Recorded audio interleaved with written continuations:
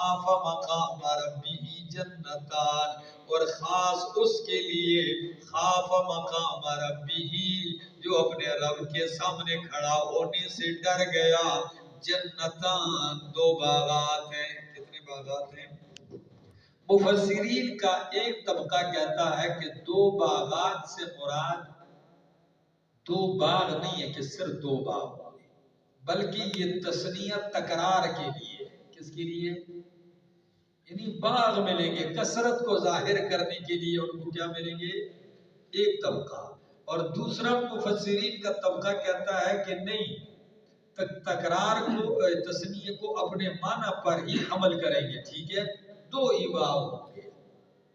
آگے فرمایا فَبِأَيِّ آلَاءِ رَبِّكُمَا تُكَذِّبَانِ، بس کون کون سی اپنے رب کی نعمت کو تم دونوں جھٹلاؤ گے، اور دونوں باغ کیسے ہوں گے؟ ذَوَاتَا أَفْنَانٍ، گھنی شاخوں والے۔ کس والے؟ گھنی شاخوں والے ہوں گے۔ فَبِأَيِّ آلَاءِ رَبِّكُمَا تُكَذِّبَانِ، بس کون کون سی اپنے رب کی نعمت کو تم دونوں جھٹلاتے رہو گے۔ فِيهِمَا عَيْنَانِ تجریان، ان دونوں باغات میں دو چشمے ہوں گے، تجریان جو جاری ہوں گے۔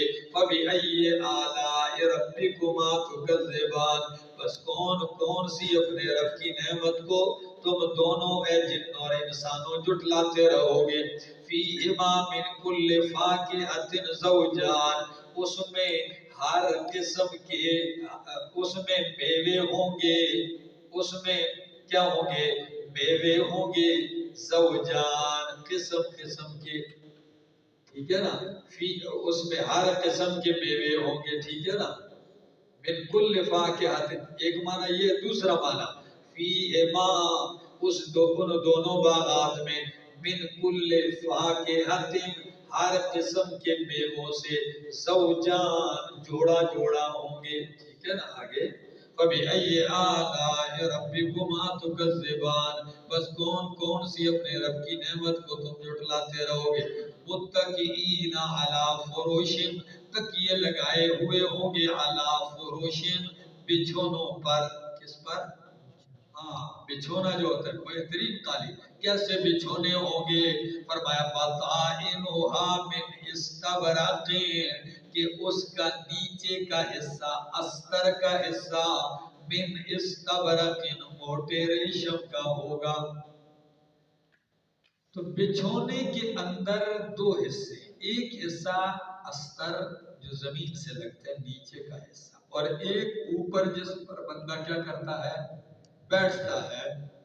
دو حصے، ایک نیچے والا لگنے والا اور ایک جس پر آدمی بیٹھتا ہے۔ تو فرمایا جب نیچے والا حصہ ہی قیمتی ریشم کا ہوگا تو اوپر والا جس میں سامنے ہونا ہے اور بیٹھنے کے لیے نشست بننا ہے، اس کے کیا کہنے؟ سمجھا؟ آگے وَجَنَى الْجَنَّتَيْنِ دَانٍ، اور میوے دونوں باغوں کے دان قریب ہوں گے، کیا ہوں گے؟ وَجَنَى میوے، ٹھیک ہے، وَجَنَى الْجَنَّتَيْنِ، اور میوے دونوں باغوں کے دان قریب ہوں گے۔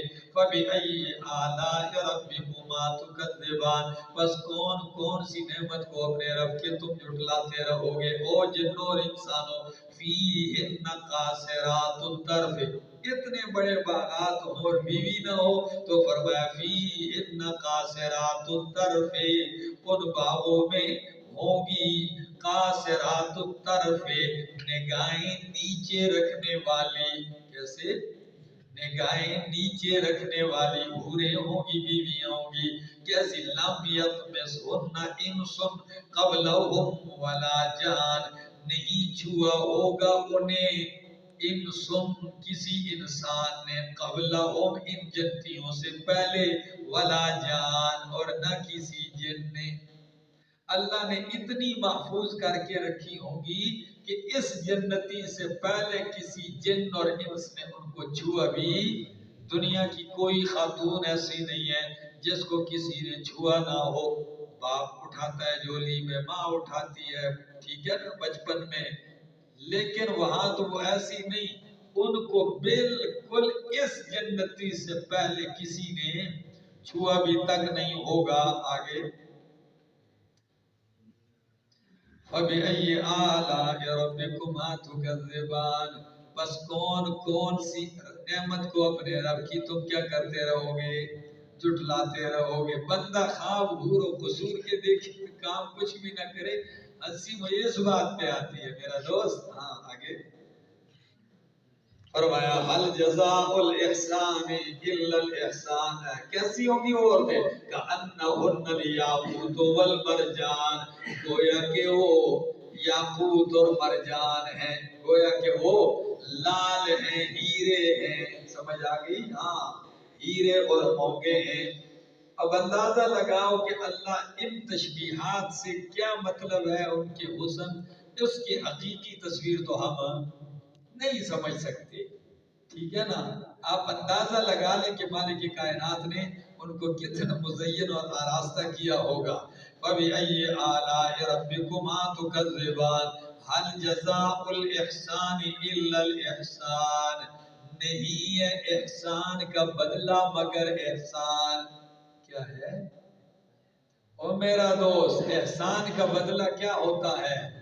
احسان ہوتا ہے۔ حدیث نہیں سنی بخاری کی؟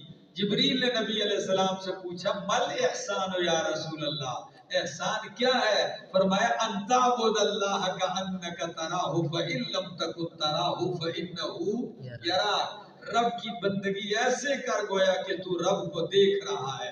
اگر یہ تصور قائم نہیں کر سکتا تو یہ تصور کر کہ وہ تجھے کیا کر رہا ہے، یہ احسان ہے، تو اس کا بدلہ یہ احسان ہے جو رب دے رہا ہے۔ سمجھا؟ حل جزاء الاحسان الا الاحسان۔ آگے یعنی توحید کا بدلہ کیا ہے؟ جنت ہے۔ فَبِأَيِّ آلَاءِ رَبِّكُمَا تُكَذِّبَانِ وَمِن دُونِهِ